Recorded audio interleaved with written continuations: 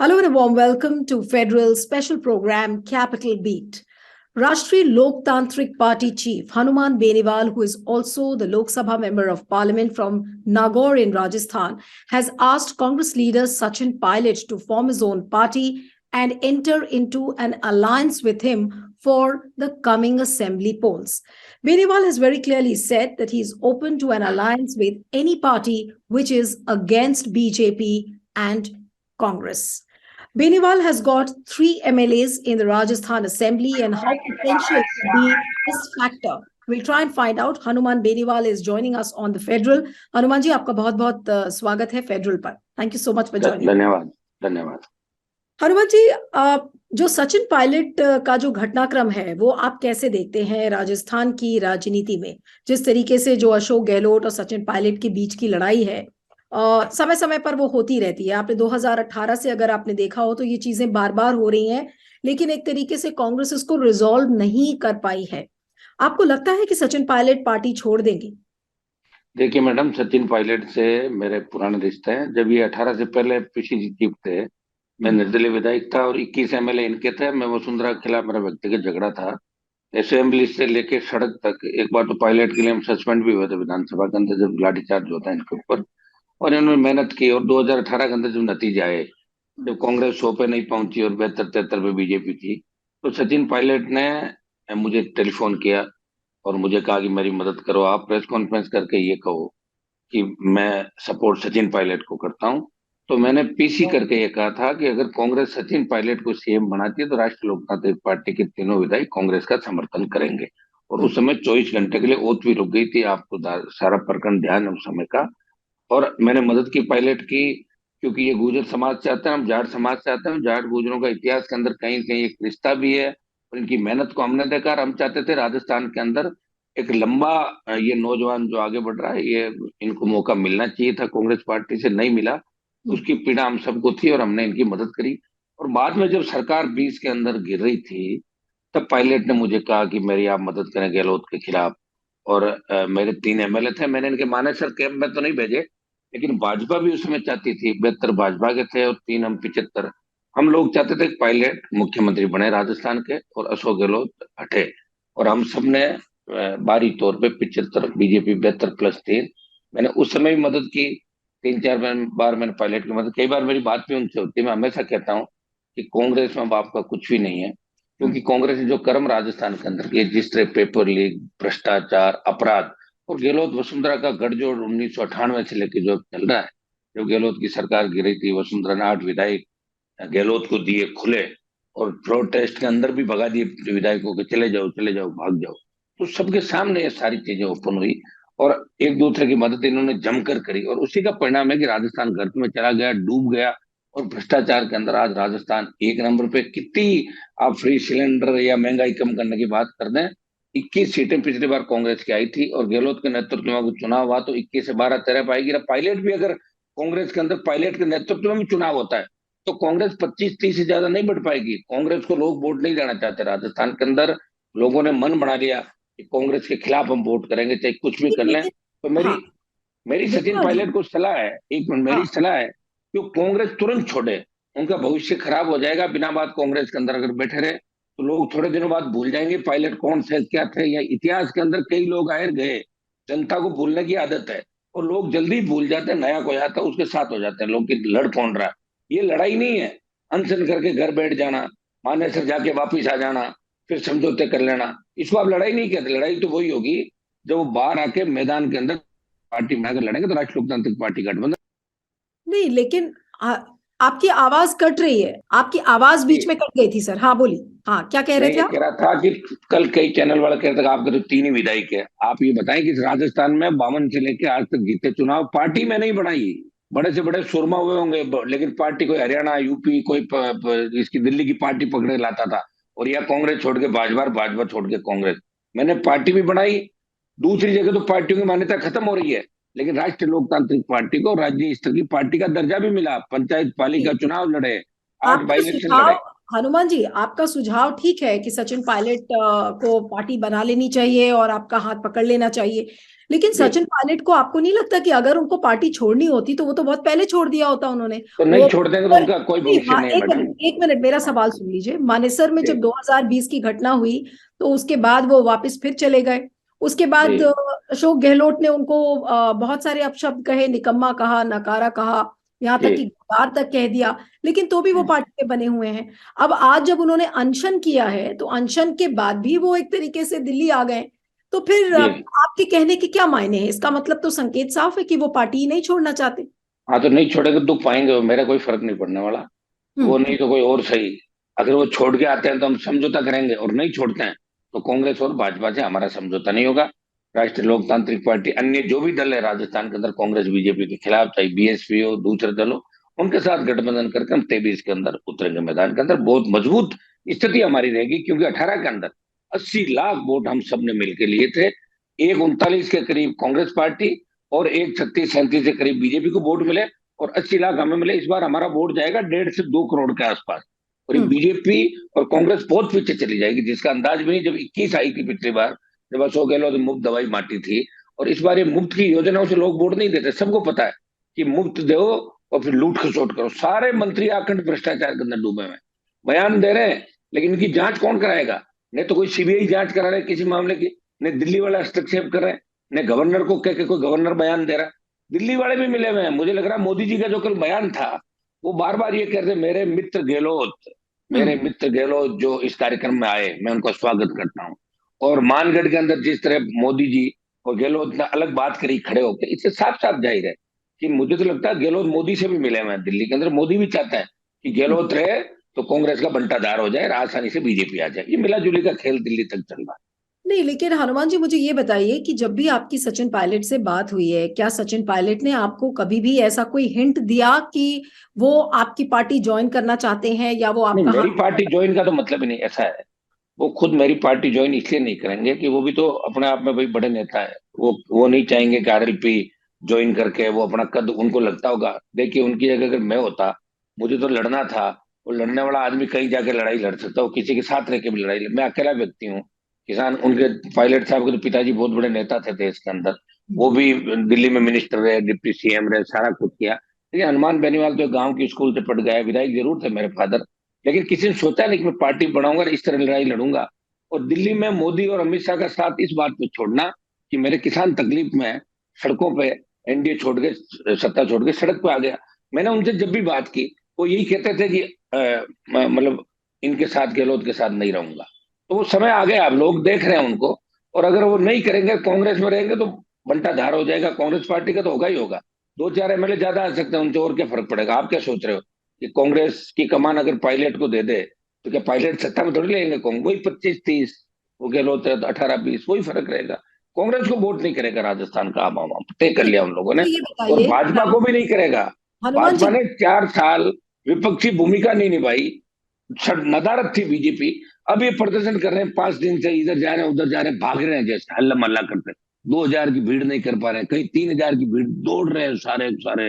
दिल्ली की योजना है, उनको पता नहीं कि हम्म। अग्निपथ के मामले में किस तरह सेना का अपमान किया तुमने, राजस्थान के जवानों के सपनों पे किस तरह तुमने उनको रोन दिया, किसानों के मामले में क्या क्या, महंगाई, ये जो करप्शन, जिस तरह अडानी के मुद्दे, लोग बीजेपी को भी कोस रहे हैं। बीजेपी को वोट नहीं करेंगे राजस्थान के लेकिन अंदर जवान हनुमान इस जी, वक्त। जो राजस्थान का राजनीतिक इतिहास है वो अगर आप देख लीजिए तो कभी भी एक थर्ड ऑल्टरनेटिव का बहुत ज्यादा स्कोप नहीं रहा है। और हर तो पांच वही साल नहीं ना, या तो बीजेपी कमजोर आती है या कमजोर फिर लोग हैं कांग्रेस नीलू जी, आती है। कमजोर नेता नहीं, थे यहाँ पे। हनुमान जी, यहाँ मेरा पे जो आपसे सवाल है, मेरा आपसे जो सवाल है कि अगर 5 साल कांग्रेस रहती है तो 5 साल बीजेपी रहती है, यानी कि जो थर्ड ऑल्टरनेटिव की बात आप कर रहे हैं, आपको लगता है कि राजस्थान की जनता उसको बहुत विश्वसनीय तरीके से लेगी? हाथ कैसे नहीं लेगी? जिस इलाके से मैं आता हूँ, वो इलाके तो कांग्रेस के गढ़ हुआ करते थे, चली गई कांग्रेस। 5 बार तो मेरे सामने जमानत जब्त हुई विधायक और इसके अंदर कांग्रेस की। कांग्रेस भाग गई मारवाड़ से, इसी तरह राजस्थान का अन्य इलाकों से चली जाएगी। बीजेपी भी 1980-85 के दौर के अंदर 2 पे थी। तो एनडीए, आपकी पार्टी कितने सीटों पर चुनाव लड़ रही है इस बार पूरे राजस्थान में? मैं ये कह रहा हूं, अगर गठबंधन किसी से भी नहीं होता है ना, तो भी अकेला 150 पे लड़ूंगा, 200 पे, लेकिन 150 को प्रभावित करूंगा अकेला व्यक्ति। और अगर गठबंधन अन्य दलों से हो जाता है, और मैं आपको कह रहा हूं, अगर पायलट पार्टी बनाते हैं, तो 10-12 जिले जो गुजरों की अच्छी तादाद है, जिसके अंदर अच्छे वोट हैं, उन जिले में जो हमारे दौसा करौली से लेके कोटा डिवीजन, आपका भीलवाड़ा अजमेर तक के जो जिले आते हैं, इन जिलों के अंदर बहुत बड़ी सीटें निकलेगी। मारवाड़, शेखावाटी और बीकानेर डिवीजन में तो वैसे ही जीत रहे हैं मजबूती के साथ, कोई आप दिक्कत लेकिन नहीं है हमारे सामने। सचिन पायलट मान लीजिए कि अभी तो ये स्पेकुलेशन है, अभी पता नहीं कि वो पार्टी बनाएंगे या नहीं बनाएंगे, लेकिन जी। मेरा जो सवाल है कि अगर वो पार्टी बनाते हैं तो ये तो बहुत जाहिर सी बात है कि अगर वो पार्टी बनाएंगे भी तो अपने दम पर वो पार्टी को खड़ा नहीं कर सकते, आपके पास समय नहीं है, साल के अंत में वहां पर चुनाव है। तो आप किस तरीके की उनको मदद करेंगे, उनको इंफ्रास्ट्रक्चर, लॉजिस्टिक्स और समर्थक, पार्टी कास्ट सपोर्ट, किस कास्ट में आप उनकी मदद करेंगे? देखिए, गुर्जर जाट जिस कम्युनिटी से मैं आता हूँ वो गुर्जर कम्युनिटी से आते हैं, हमारा बड़ा आपस में मेलजोल रहा। राजस्थान में 20 से 25 30 सीट ऐसी है जहाँ जाट और गुर्जर अगर एक साथ वोट डालता है और किसी थर्ड आदमी को खड़ा करता है तो थर्ड हम्म। तो निकलेगा, और अकेले जाट गुर्जर ही 20 सीट अकेले निकाल लेते हैं राजस्थान के अंदर, तो ये मदद हो गई और क्या है। और हम्म। कई मदद ऐसी गुर्जर जाटों की मदद करेंगे। कई जगह हम जो शेड्यूल कास्ट की रिजर्व सीटें हैं, जाट गुर्जर अगर मिलता है तो रिजर्व सीट निकल जाएगी। हमारा मान लो ब्राह्मण प्रत्याशी रहे किसी सीट पे, ब्राह्मण 15,000 वोट लेता है और जाट गुर्जर उसको 45,000 डाल देते हैं वोट, तो हो गए उसके 60,000 वोट। हम हम्म। मीणा लाते हैं, हम यादव लाते हैं, तो ऐसी बहुत सी सीटें राजस्थान के अंदर जहाँ सोशल इंजीनियरिंग के तहत सीटें निकाली जा सकती है। मैंने पूरे राजस्थान के अंदर मैडम चुनाव लड़े हैं।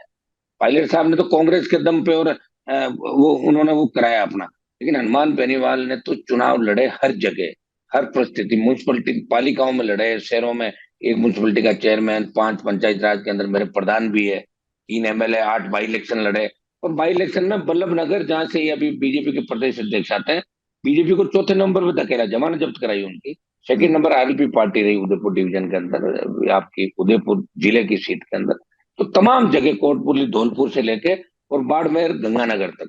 तो राजस्थान का जो सिनेरियो है, राजस्थान का जवान जो चाहता है, किसान जो चाहता है, वो यही चाहता है कि बीजेपी को भगाओ और कांग्रेस को भगाओ, नया कुछ लाओ।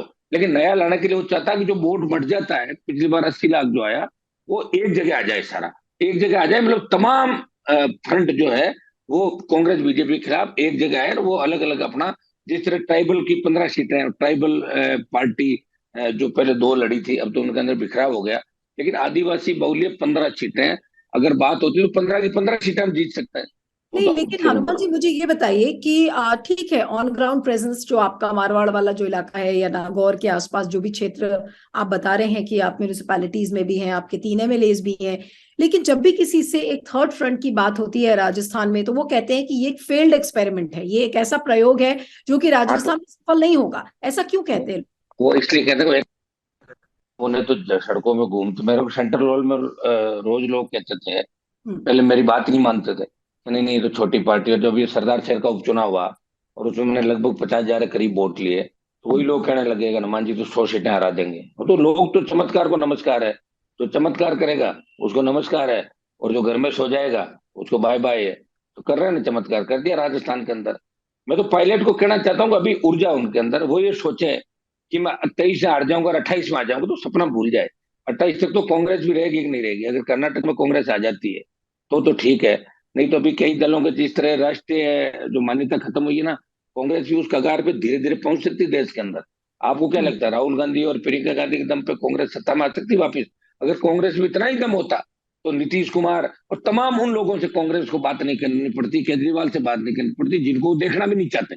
आप देखिए ना, सारे दल एक हो गए। राहुल गांधी और प्रियंका गांधी की तो हम बाद में बात करेंगे, लेकिन राजस्थान में मैं तो अशोक कर लूं अभी बात एक बार उनकी, देखा दोनों है की। हनुमान जी, लेकिन अशोक गहलोत का जो अस्तित्व है आप उसको तो नाकार नहीं सकते। मैं उनको तो अशोक गहलोत के बेटे को राजनीति हराया ना में बहुत लोकसभा का बड़ा चुनाव, नेता मैडम माना आपको जाता इसका मतलब, मैडम आप पूरा ध्यान नहीं रख रहे हैं। अशोक गहलोत ने किसान राजनीति खत्म की राजस्थान के अंदर, जितने भी जाटों के बड़े बड़े नेता हुए अशोक जी उनको निकल गए, और अपने बेटे को चुनाव नहीं जीता पाए। उसके पीछे गणित, आप भी तो जाओ उसके पीछे क्या थी गणित। है। अशोक गहलोत का बेटा कैसे चुनाव आ रहा, आप इस बारे में सवाल करो ना मेरे से। 3 लाख जाट वोट है और उनमें 2.5 पौने 3 लाख पोल हुए, और सारे सारे भारतीय जनता पार्टी को डलवाए में, और गठबंधन किस बात का था मेरा? मेरे को हम्म। ऐसी सीट छोड़ी थी बीजेपी पार्टी ने, 16 जगह मैंने प्रचार किया था और सारी सारी सीटें इनकी जिताई। और हम्म। वो वोट जब अशोक गहलोत के खुद के गढ़ में उनका बेटा हार सकता है, तो फिर अशोक गहलोत का कौन सा राजनीतिक प्रभाव, बताओ मुझे आप मुझे प्रभाव बताए ना। बेटे को नहीं जीता पाए चुनाव। और तो फिर मैंने गहलोत का मेरे जो भाई को, जो बाई इलेक्शन हुआ मैडम एक दिन और उपचुनाव हुआ मेरी जगह, गहलोत ने पूरी ताकत लगाई क्यों सर के अंदर, हजारों पुलिस के जवानों से लेके वोट पोल रोकने से लेके सारे मंत्री एमएलए भेज दिए, मुझे खींवसर जीतना, हनुमान के भाई को हराना, और जीत गया मैं खींवसर के अंदर। फिर सरकार को हराया। मुझे तो चुनौती स्वीकार करने में आनंद आता है। वसुंधरा से भी लड़ा, भगाया। और गहलोत तो बहुत पीछे चला है, गहलोत इस सिनेरियो में कहीं भी नहीं है। नहीं, तो तो अच्छी बात आप कह रहे हैं कि जो राजस्थान की राजनीति में गहलोत की जो छवि जिस तरीके से प्रोजेक्ट की जाती है वो बिल्कुल खोखली छवि है। तो खोखली और क्या भाई, ऐसा है कि अकेले फुटबॉल खेल रहे हैं। ऐसे लोग हैं, आप देखिए, आप किसी ने मुकाबला किया नहीं सामने, मुकाबला नहीं किया था ऐसे। और बीजेपी खुद भी चाहती है कि अशोक गहलोत रहे, एक बार अशोक गहलोत आ जाए, एक बार वसुंधरा। ये तो इनका गेम प्लान है। मोदी जी कल कह रहे थे ना कि मेरे दोस्त गहलोत आए, मैं उनका स्वागत करता हूँ। हम्म। मानगढ़ में मोदी जी अलग बातें कर रहे हैं उनसे। आप ये बताएं कि ईडी की रेडें बंद कैसे होगी राजस्थान में? पहले ईडी हम्म। की रेड कराई थी ना जब सरकार गिरी थी, दो तीन चार जगह, क्या ईडी ने बंद कर दिया काम? क्या वो फाइलें बंद हो गई सारी? तो मिला जुली का खेल है सारा। और बीजेपी के नेताओं पे जो आरोप लग रहे हैं भ्रष्टाचार के, दूसरे आरोप, एक भी गिरफ्तारी क्यों नहीं कर रहे हैं ये लोग? गहलोत तो, ये मिला जुली का खेल है। आप हमारी यहाँ मदद करो, हम वहां कर रहे हैं, आप आ जाओ, हट जाओ, फिर आ जाएंगे, फिर चले जाएंगे फिर। और गहलोत साहब भी चाहते हैं, उम्र का अंतिम पड़ाव है, बेटे को स्थापित कर ले कैसे ही करके। अब मैं हम्म। तो रह गया और दिल्ली चला जाऊंगा, बेटे को स्थापित कर लूंगा। सब आदमी चाहते हैं कि फिर मेरा बेटा आ जाए, मेरी पत्नी आ जाए। सारे ही नेताओं का यही काम रहा है। नहीं, परिवारवाद से तो लेकिन डूबा इस है बार देश। का चुनाव आप कह रहे हैं कि ये सब मिली जुली भगत है कांग्रेस और बीजेपी की, और सब एक दूसरे की पीठ थपथपाते हुए बैठे हैं, और राजस्थान का बेड़ा गर्क हो चुका है। लेकिन जी मुझे ये जी। बताइए, नहीं, मुझे ये बताइए कि आप क्या डिफरेंस लेकर आएंगे राजस्थान में, क्योंकि हमारा तो केजरीवाल देखिए, हमने भी, तो नहीं नहीं, पार्टी हनुमान जी, है। एक मिनट, जब अरविंद केजरीवाल ने इंडिया अगेंस्ट करप्शन का कैंपेन किया तो उन्होंने भी यही कहा कि देखिए, मैं एक ऐसी राजनीति लाऊंगा जो बहुत अलग होगी, बहुत क्लीन होगी, साफ सुथरी राजनीति होगी। आज अरविंद केजरीवाल की भी जो श्रेणी है वो बाकी सब नेताओं की तरह है, उनकी राजनीति में कोई डिफरेंस नहीं है, उसी तरह से वो भी राजनीति कर रहे हैं जैसे कांग्रेस और बीजेपी कर रही है। तो आप कैसे प्रॉमिस कर सकते हैं कि आप मैडम भी आप नई आप मेरी राजनीति लेकर आएंगे आप राजस्थान? आप ऐसा है, अगर भगत सिंह जैसे शहीद ये सोचते हैं कि ये हिंदुस्तान होगा, तो वो पहले बताओ फांसी पे चढ़ते क्या? अगर इस हिंदुस्तान की परिकल्पना उस समय के शहीद करते, तो हम्म। ऐसे थोड़ी। और लोगों को अगर लगता है नेहरू जी प्रधानमंत्री बनेंगे, तो कभी देश को आजाद नहीं कराते। लोगों को लगा कि सरदार वल्लभ भाई पटेल जैसा पीएम बनेगा, ये होगा हमारा भारत, वो होगा। हुआ क्या भारत? आज भी 20-30 करोड़ लोग तो एक टाइम की रोटी खाते हैं भारत के अंदर। तो इसका मतलब लड़ना थोड़ी छोड़ देगा कोई। ठीक है, जो हम्म। भी होगा। हमने जिन मुद्दों को लेकर राष्ट्रीय लोकतांत्रिक पार्टी का गठन किया, मुद्दों पे आधारित पार्टी, जय जवान जय आपके किसान। लिए मुद्दा, सबसे अहम मुद्दा क्या है? आप किस सेक्टर? आप मेरी बात सुनिए। फिर हम्म। आप आरएलपी का जो गठन हुआ था हमारा, हुकार मार रैलियां करके, कर्ज मुक्त किसान, फ्री बिजली, टोल मुक्त राजस्थान, रोजगार, और ये आपका मजबूत लोकायुक्त, भ्रष्टाचार को रोके खात्मा करें इसका सीधा, कोग्निजेंस का अधिकार और लोकायुक्त को। ये सारी बातों को लेकर राष्ट्रीय लोकतांत्रिक पार्टी बनी। जवानों ने करवट ली कि हमें बीजेपी कांग्रेस को हटाना है यहाँ से। ये रोज का वसुंधरा गहलोत का गठबंधन, कांग्रेस बीजेपी का गठबंधन, एक बार ये आते हैं, एक बार ये आते हैं। तो हम इससे मुक्ति चाहते हैं। और देश के तमाम ज्यादातर राज्यों में तीसरी पार्टियां बन गई, क्षेत्रीय पार्टियां बन गई, कई जगह तो कांग्रेस बीजेपी का अस्तित्व ही नहीं है। तो राजस्थान का जवान भी चाहता, वीरों की धरती है, ये चाहता कि हम भी बदलाव करेंगे, हम भी हम्म। एक नया टेस्ट लाते हैं। आप ही, मैं कह रहा हूं कि अगर हम लोगों को वोट भी दे देंगे और कोशिश हम करेंगे कामयाब होने की, और कामयाब अगर नहीं भी होते हैं, तो ये कौन से कामयाब हो रहे हैं दूसरे लोग? बताएं मुझे। गारंटी किस चीज की होती है? बच्चा बड़ा होता है, एक बच्चा होता है किसी पिताजी के, बड़ा होता है लाड प्यार से, उसकी मौत हो जाती है एक्सीडेंट में, फिर इसे हम लोग ऐसा थोड़ी भी उसका छोड़ देंगे। प्रयास करेंगे। मैं ये नहीं कह रहा हूं कि सारा कुछ, लेकिन हनुमान बेनीवाल के प्रयास में कोई कमी नहीं रहेगी। मैंने जब दिल्ली की सत्ता छोड़ी 2003 में, वसुंधरा झगड़ा हुआ, 4 बार यहाँ मिनिस्ट्रियां छोड़ी, दिल्ली में छोड़ी, ऐसी थोड़ी छोड़ दी। सत्ता थोड़ी छोड़ता व्यक्ति। हम्म। सत्ता छोड़ के समर्पण करके अपने लोगों के लिए लड़ने में बहुत ताकत लगानी पड़ती है। पूरा जीवन 20-25 साल जवानी के निकाल दिया हमने समर्पण पे। मैं तो पायलट से अपील करता हूँ, आए तो उनकी मर्जी, नहीं आए तो उनकी मर्जी। हनुमान बेनीवाल की तो लड़ाई चलेगी राजस्थान के अंदर मजबूती के साथ। मैं मेरा नहीं, पक्ष आपको सुना दूं, नेता जी, मैं न बीजेपी से गठबंधन करूंगा, न कांग्रेस से करूंगा। अन्य जो भी दल कांग्रेस बीजेपी के खिलाफ, उनसे गठबंधन के रास्ते खुले करेंगे, उनसे प्रयास हम। अब आप ये कह रहे हैं कि आप ना बीजेपी के साथ आपकी जमेगी, ना आपकी कांग्रेस के साथ जमेगी। आप एक तरीके से कांग्रेस इस समय एक अलायंस के फॉर्मेशन पर काम कर रहा है कि कोई ना कोई गठबंधन राष्ट्रीय स्तर पर भी बन जाए, क्योंकि 2024 के चुनाव है। 2024 के लिए आप क्या करेंगे? आपको 24 का बाद में सारी देखेंगे। पार्टियों के 23 में, साथ आपको गठजोड़ तो करना पड़ेगा, या आप अकेले 23 में चलेंगे? अगर हम 23 में अगर पास हो गए, तभी तो 24 में जाएंगे हम। पहले 23 का एग्जाम तो दे दें। 23 हम्म। का एग्जाम अगर दे देंगे, और ठीक हो गया तो 24 में देखेंगे, और 23 में फेल हो गए तो 24 की बात क्यों करें अभी हम?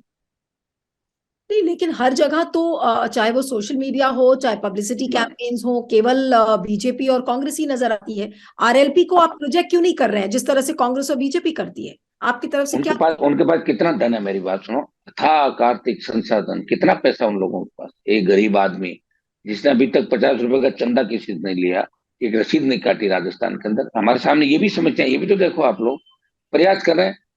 अब ये भी करेंगे, आप जो कह रहे हो जितना कोशिश मैं कर सकता हूँ करिए। और मेरी सबसे ज्यादा मैडम, राजस्थान के हर गांव के अंदर 5 घर पे 2 घर पे झंडी मिलेगी राष्ट्रीय लोकतांत्रिक पार्टी की। वो तो आप लोग दिखाओ।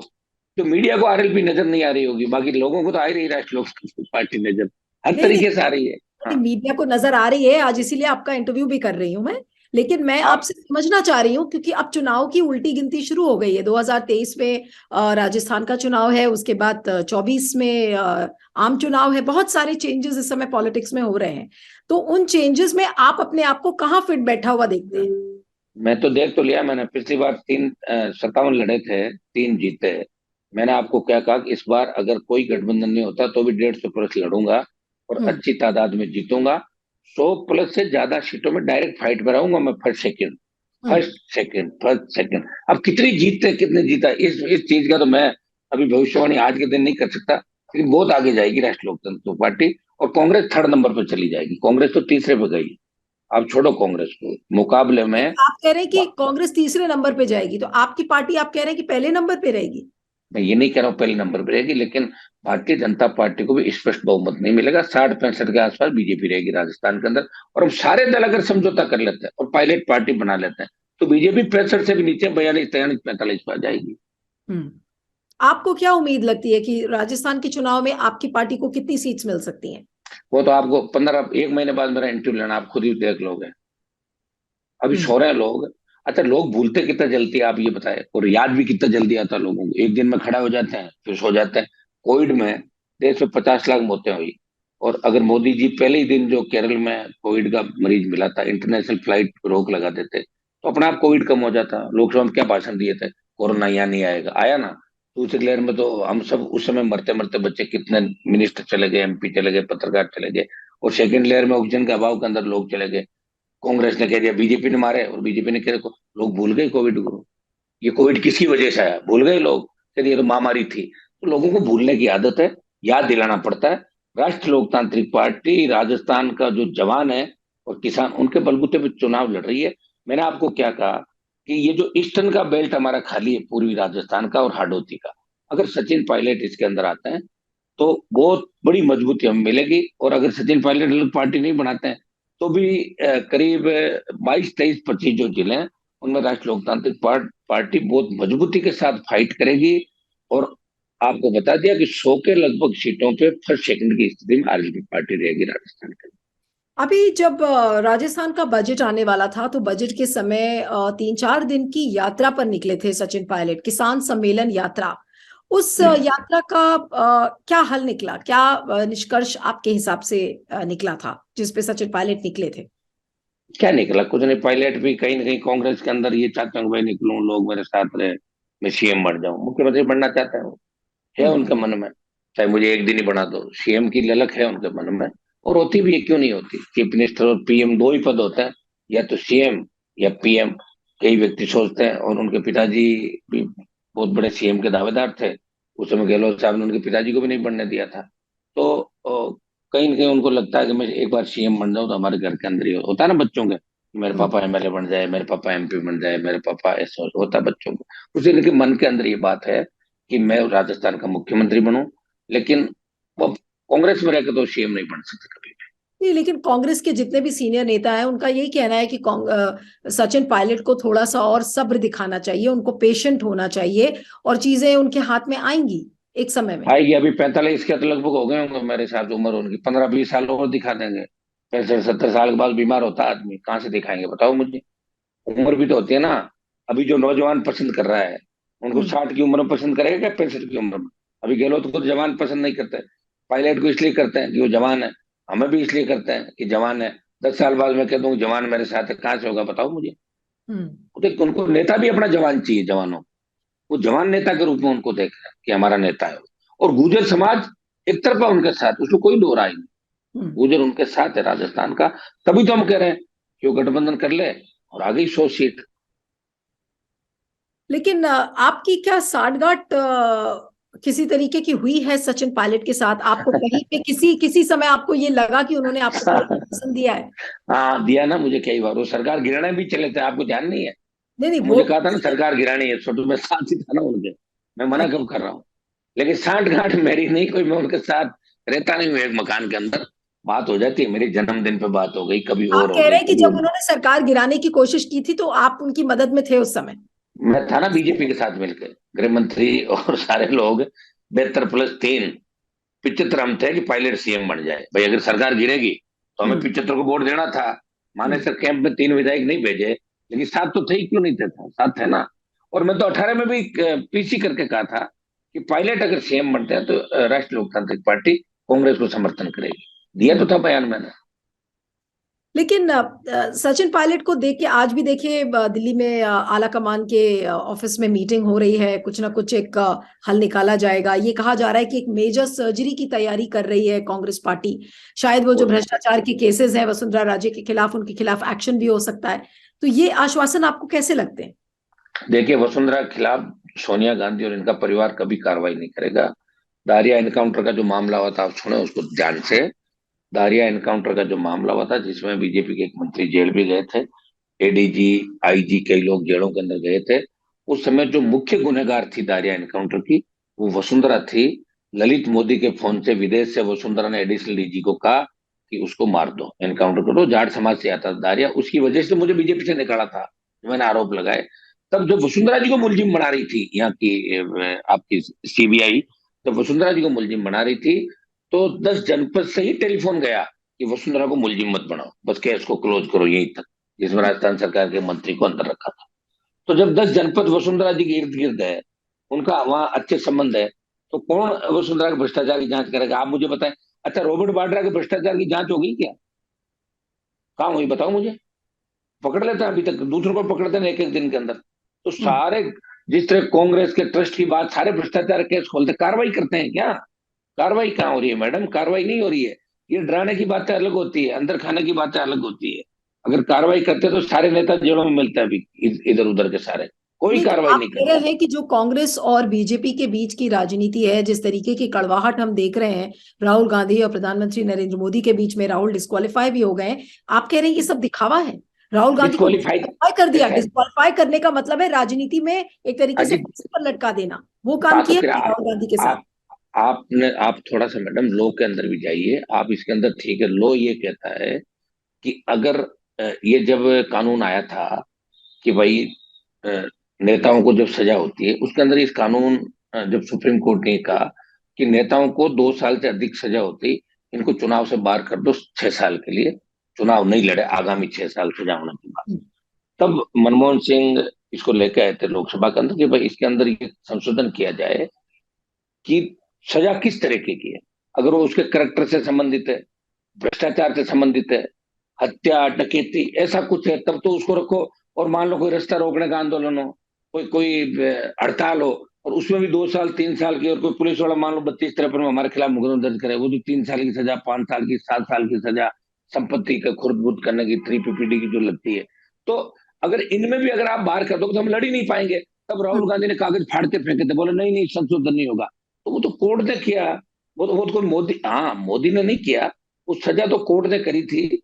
जो लोकसभा ने एक दिन के अंदर शिक्षा खत्म करने का फरमान जारी किया था वो गलत था। उसके अंदर हम लोगों ने कहा था ये गलत है, और उसमें हमने स्टैंड भी लिया। आपने मेरा बयान नहीं पढ़ा। मैंने कहा हम्म। इस तरह नहीं होना चाहिए। 15-20 दिन, महीने पर वेट कर लेते हैं, वो तो शिक्षा तो वैसे ही खत्म हो जाती। उसके अंदर सीधा वो प्रोविजन है कि 2 साल की सजा जिस दिन हो जाती है, वो सजा ऑटोमेटिक खत्म हो जाती है।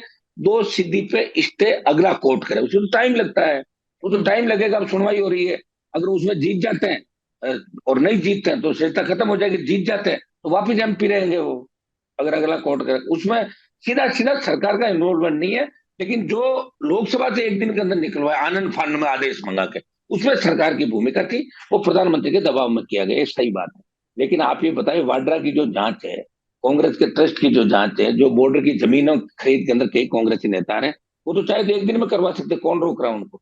उनके पास तो सारे हथकंड है। लेकिन वो भी इनको जिंदा रखना चाहते हैं। मोदी जी तो कहते हैं कि राहुल वगैरह है इसलिए मेरे लिए आसानी है, इनको ये दिखते रहेंगे तो मेरा वोट बढ़ता रहेगा। इसी तरह गहलोत अगर यहाँ दिखते रहेंगे तो बीजेपी को फायदा है। और गहलोत भी चाहते हैं कि अब की बार बीजेपी आ जाए, फिर अगली बार मैं वापिस आ जाऊंगा। यही है हम्म, तो कहानी, और क्या, राजस्थान में भी यही कहानी चल रही है। हम्म। नहीं, लेकिन हनुमान जी, आपको लगता है कि जो बीजेपी की जो राजनीति है एक तरीके से कांग्रेस मुक्त भारत की, तो कांग्रेस को कभी वो मुक्त करेंगे? कांग्रेस मुक्त भारत बना पाएंगे जो हमेशा से नरेंद्र मोदी जी कहते थे? आने आने वाले समय में तो कांग्रेस मुक्त भारत होगा और भाजपा मुक्त भारत भी हो जाएगा, ठीक है ना। समय लगेगा, क्योंकि अभी लोगों के सामने विकल्प नहीं है। हम्म, जो बीजेपी के शासन के अंदर जो काम हुए, कोई अच्छे काम नहीं कह सकते उनको। हम्म, चाइना ने आपको आंख दिखाई, शहादत रोज हो रही है, कहते तो शहीद नहीं होंगे, रोज मर रहे हैं ना हमारे। रोज किस तरह फौजी शहादत दे रहा है, रोज आप देखिए शहादत बढ़ गई। आतंकवादी गतिविधियां कहाँ खत्म हो गई प्रदेश देश के अंदर, बताइए आप। ये अमृतपाल जैसे नए लोग पंजाब के अंदर आगे बैठे बैठे क्या करती है इनकी इंटेलिजेंस, बताओ दिल्ली वालों की। हाँ, आप नहीं, स्टेट आप पे कोई सही कह बात रहे थोप हो। रहे हो। आप सही कह रहे हो, और ये मैं आखिरी सवाल आपसे पूछ रही हूँ कि 2024 में अगर कोई अलायंस की गवर्नमेंट बनती है, आप क्या उसका हिस्सा बनेंगे? 2023 की नहीं, बात छोड़ दीजिए, क्योंकि अभी से ही बात अलायंस गवर्नमेंट की भी बनना शुरू हो गई है। तो आपकी पार्टी क्या उस गठबंधन का हिस्सा बनेगी जिसमें कि कांग्रेस होगी और तमाम रीजनल पार्टीज होंगी? क्या आप मैं उनके साथ बीजेपी जाने के लिए तैयार मैं होंगे? अभी अभी ये तो नहीं कह सकता, लेकिन बीजेपी के खिलाफ रहूंगा। मैं चुनाव लड़ूं या नहीं लड़ूं, लोकसभा का मेरी पार्टी भारतीय जनता पार्टी के मैं खिलाफ रहूंगा राजस्थान में। लेकिन आप कांग्रेस से परहेज नहीं करेंगे? अगर मान लीजिए कांग्रेस की अगुवाई में ऐसा कोई गठबंधन बनता है तो आपको प्रॉब्लम नहीं होगी? कांग्रेस ने अगर अपनी अगुवाई में गठबंधन बनाया तो गठबंधन फेल हो जाएगा, मैं आपको बता दूं। कोई नहीं चाहता राहुल गांधी को देश के अंदर। हाँ, कांग्रेस अगर सेक्रीफाइस करे और कोई थर्ड फोर्स के लीडर को ले आए, बोले हम हम्म, इसके साथ हैं, हम्म। उसको प्रधानमंत्री प्रोजेक्ट करते हैं। पहले तो राहुल ये तय करे कि वो प्रधानमंत्री का कैंडिडेट नहीं है। नहीं, अगर नहीं, वो बैक राहुल हो को जाए मान तो अपना आप लीजिए ही नहीं ठीक भी हो बनाया। जाएगा। राहुल को मान लीजिए नहीं बनाया, अभी नीतीश अब कुमार तो सब कुछ हो सकता है, तो क्यों नहीं हो सकता? हो सकता है, बिल्कुल हो सकता है। थर्ड फोर्सेज के नाम से तो हो ही सकता है ना। लेकिन आपको प्रॉब्लम नहीं होगी अगर उस गठबंधन में कांग्रेस भी रहेगी तो? वो तो पड़ी रहेगी कांग्रेस साइड में, मेरे क्या होगी। वो तो तो जो लीडर होता है गठबंधन का, उसके साथ होता है गठबंधन। वो तो घने ही दल होते हैं उसमें। अभी हम्म, यूं तो विधानसभा में लोकसभा में सारे साथ ही बैठते हैं ना, सारी पार्टियों के लोग। हम्म। उस मतलब लीडर कौन है? लीडर अगर राहुल गांधी होता तो हम कतई गठबंधन नहीं करेंगे। ओके, ठीक है। बहुत बहुत शुक्रिया Hanuman ji, thank you so much for joining the Federal, and one appeal to the viewers who are watching this interview, send us your feedback, stay tuned to the Federal and subscribe to our channel. Thank you.